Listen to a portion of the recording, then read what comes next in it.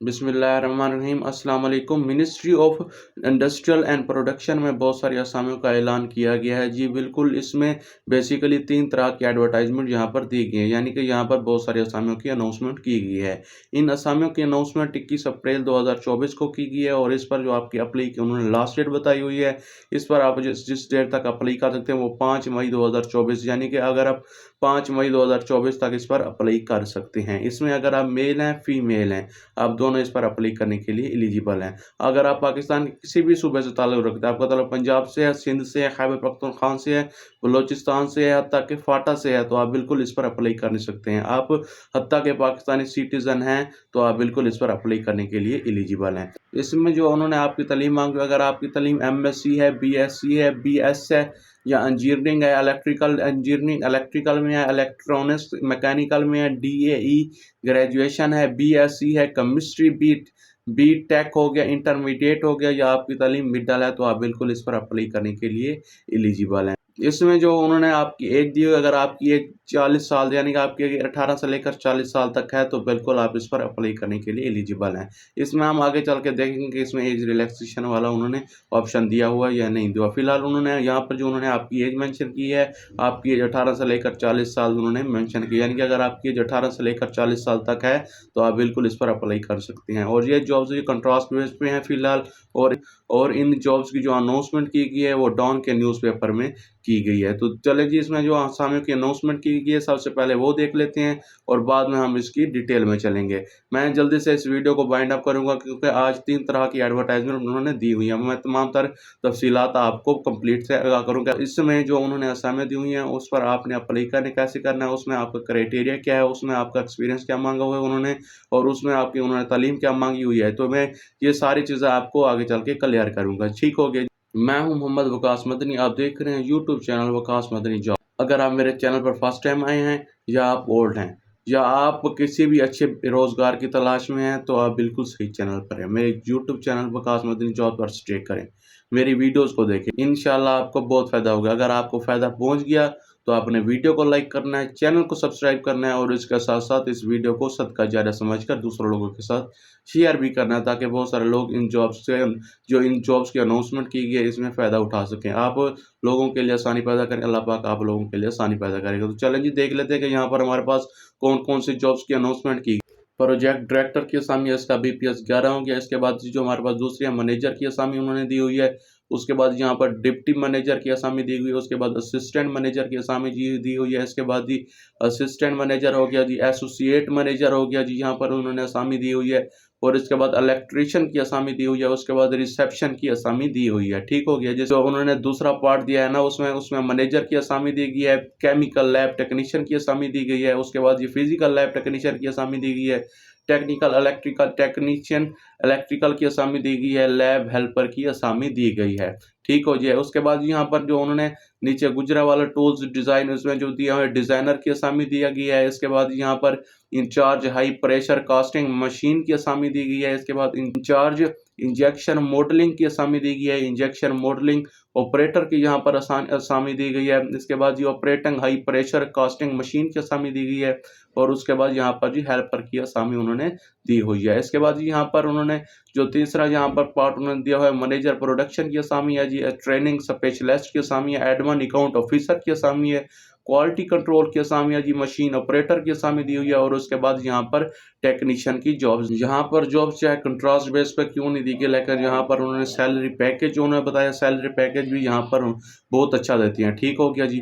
इसमें जो मैं आपको पहले सबसे पहले मैंने इन तमाम असामियों की जो इसकी डिटेल थी मैंने वो बता दी कि यहाँ पर कौन कौन सी असामी की अनाउंसमेंट की गई है। इसके बाद यहाँ पर मैं इसकी डिटेल स्टेप बाय स्टेप आपको बताऊँगा कौन सी असामी में आपकी कितनी क्वालिफिकेशन ज़रूरत है और यहाँ पर उन्होंने आपकी क्या एज मेंशन की गई है और उसके साथ साथ यहाँ पर उन्होंने क्या आपसे क्या इसका एक्सपीरियंस मांगा हुआ है। चलें जी, वो देख लेते हैं जी।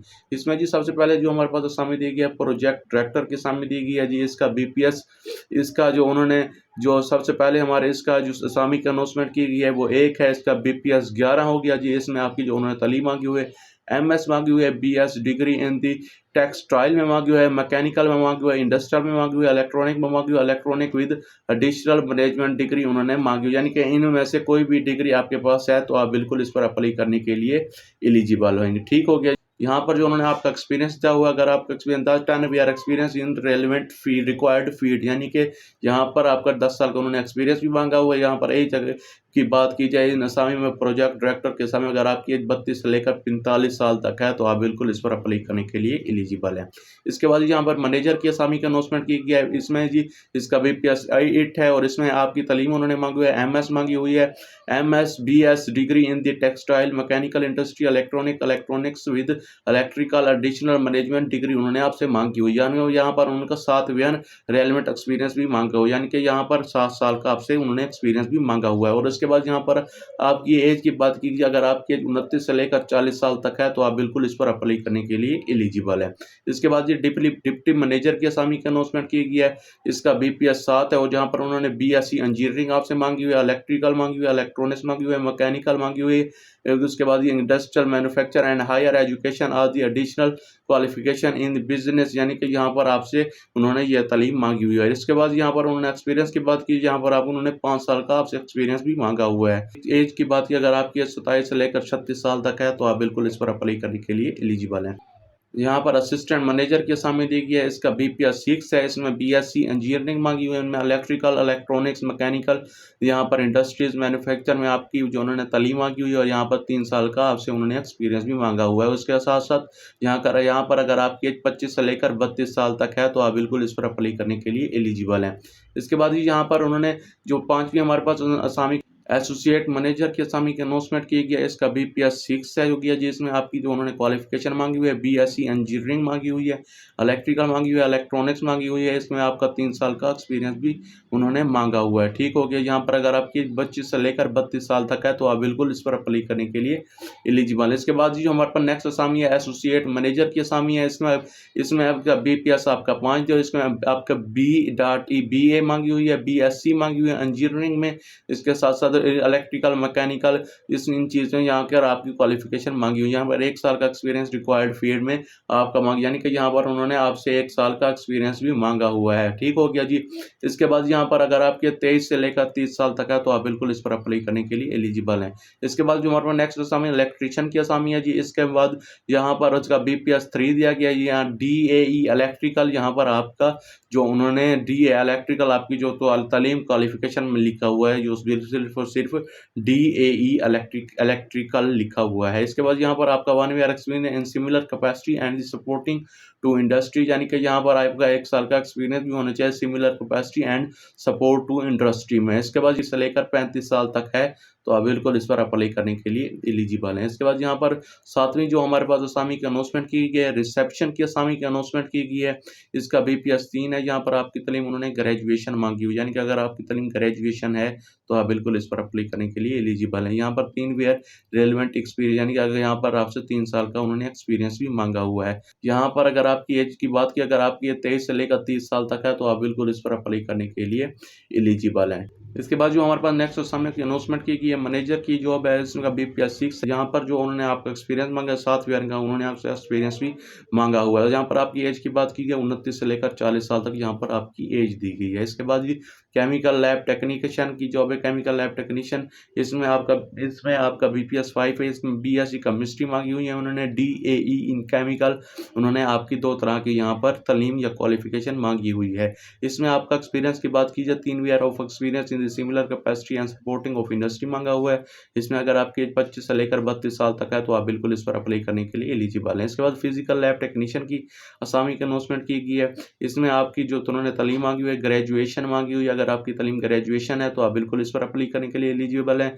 इसमें 2 या 3 साल का एक्सपीरियंस इन सिमिलर कैपेसिटी है। यहाँ पर उन्होंने 2 या 3 साल का आपसे एक्सपीरियंस भी मांगा हुआ है। ठीक हो। यहाँ पर अगर आपकी एज की बात की जब 25 से लेकर 32 साल तक तो आप बिल्कुल इस पर अप्लाई करने के लिए एलिजिबल हैं। इसके बाद टेक्नीशियन इलेक्ट्रिकल की असामी की यहाँ पर असामी की अनाउंसमेंट की गई है। यहाँ का BPS इसका 3 है। DAE या BTech इलेक्ट्रिकल उन्होंने आपसे तालीम मांगी हुई है। इसके बाद 1 year experience in the required field मांगा हुआ है। ठीक हो जाएगा। आपकी एज यहाँ पर 21 से लेकर 30 साल तक है तो आप बिल्कुल इस पर अप्लाई करने के लिए एलिजिबल हैं। ठीक हो गया जी। यहाँ पर जो हमारे पास नेक्स्ट असामी दी गई है लैब हेल्पर की असामी दी गई है। लैब हेल्पर इसका बीपीएस 1 है। इसमें आपकी तालीम मिडल उन्होंने मांगी हुई है। लैब हेल्पर की असामी अगर आपकी तालीम मिडल है तो आप बिल्कुल इस पर अप्लाई करने के लिए एलिजिबल हैं। इसमें आपका फ्रेश 1 ईयर रेलवेटेक यानी कि अगर आप फ्रेश हैं या आपका 1 साल का एक्सपीरियंस भी है तो आप बिल्कुल इस पर अप्लाई करने के लिए एलिजिबल हैं। अगर यहाँ पर अगर आपकी एज की बात कीजिए, अगर आपकी एज 19 से लेकर 30 साल तक है तो आप बिल्कुल इस पर अप्लाई करने के लिए एलिजिबल हैं। इसके बाद जो हमारे पास नेक्स्ट असामी की अनाउंसमेंट की गई है, डिज़ाइनर की असामी की अनाउंसमेंट की गई है। इसमें आपकी जो उन्होंने तालीम मांगी हुई है, अगर आपकी तालीम bachelor in the mechanical engineering with DAEM है तो आप बिल्कुल इस पर अप्लाई करने के लिए एलिजिबल हैं। इसका 5 year experience in the ideal candidate यानी कि यहाँ पर उन्होंने 5 ईयर एक्सपीरियंस मांगी हुई है। इसके बाद यहाँ पर experience on the software power shape pro यानी कि यहाँ पर कंप्यूटर का उन्होंने बेसिकली डिज़ाइनर का काम दिया गया है। ठीक है जी। इसके बाद जो हमारे पास नेक्स्ट असामी in charge high pressure casting machine की असामी की अनाउंसमेंट की गई है। इसमें का बीपीएस इसका 5 है। यहाँ पर आपकी तालीम उन्हें बीटेक या DAE in the mechanical technology में मांगी हुई है। यहाँ पर 3 ईयर रेलेवेंट एक्सपीरियंस भी उन्होंने आपसे मांगा हुआ है। यानी कि यहाँ पर अगर आपके 25 से लेकर 32 साल तक है तो आप बिल्कुल इस पर अप्लाई करने के लिए एलिजिबल हैं। इसके बाद यहाँ पर जो नेक्स्ट असामी की अनाउंसमेंट की गई है, इंचार्ज इंजेक्शन मॉडलिंग की असामी दी गई है। इसका बीपीएस 5 है। इसमें आपकी तालीम बीटेक है। इसमें 3 ईयर रेलेवेंट एक्सपीरियंस भी मांगा हुआ है उन्होंने। ठीक हो गया। जिसके बाद 25 से लेकर 30 साल 25 से लेकर 32 साल तक आपका एक्सपीरियंस है तो आप बिल्कुल इस पर अप्लाई करने के लिए एलिजिबल है। इसके बाद ही यहाँ पर operator high pressure casting machine, इसके बाद DAE उन्होंने मांगा 1 ईयर रेलेवेंट एक्सपीरियंस भी मांगा हुआ। उसके बाद हेल्पर की असामी दी गई है।